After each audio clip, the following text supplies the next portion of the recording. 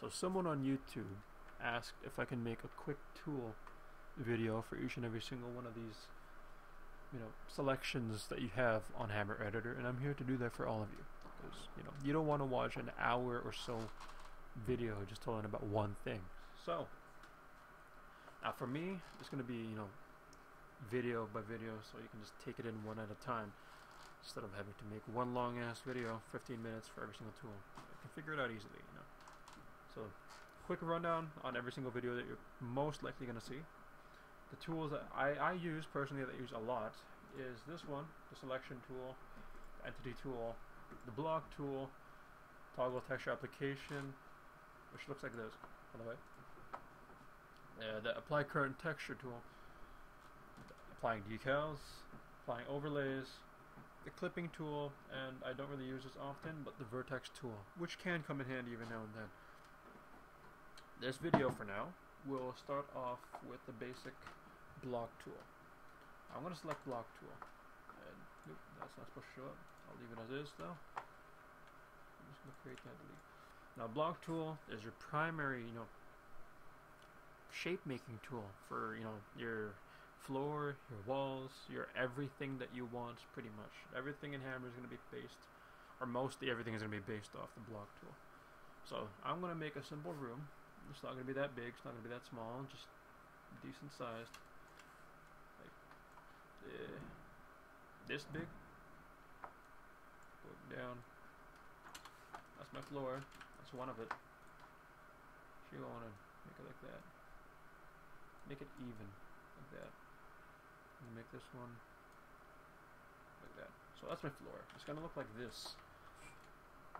Now, you might have to get used to the whole grid thing, but, that's going to take time and practice if you've never used Hammer before. Everything takes time and practice. Now, making walls isn't any different than making the floors. It's just you got to work it vertically instead. Now, I'm going to do that.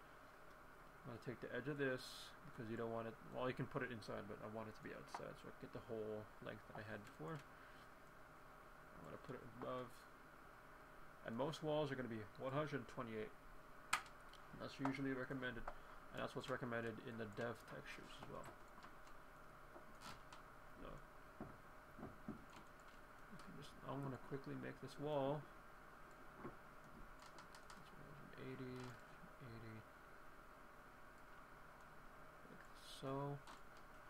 Actually, I'm just going to take this and do that. Cut that way. There. Now I kind of, cheated a little bit. I should have explained all of that, but I'll explain that all later. See, now I'm gonna again cheat a little bit.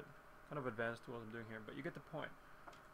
You just make everything. You gotta make the walls, you gotta make the floor, you gotta make the ceiling. I'm gonna make the ceiling just as I did with the floor right now. Just make the ceiling. There, I'm just going to move it up. There you go. There's my little room inside. Now, instead of having to make it the ceiling like that or anything, you can just select what you want. You can select multiple things at the same time by holding Control and left clicking everything that you want to select. And you can also duplicate things easily by holding Shift and left click dragging and then letting go while holding Shift. So you can duplicate things. See what I just did there? I'm going to do it again. I'm going to hold Shift. I'm going to grab this in this window, the side XZ window. I'm going to put it up while holding Shift. I'm going to let go of left Control. And what I selected, which is the floor, is going to be exactly duplicated on the top as a ceiling instead. Here's my miniature room right here. Now there's no textures on it, but I'll be doing that later.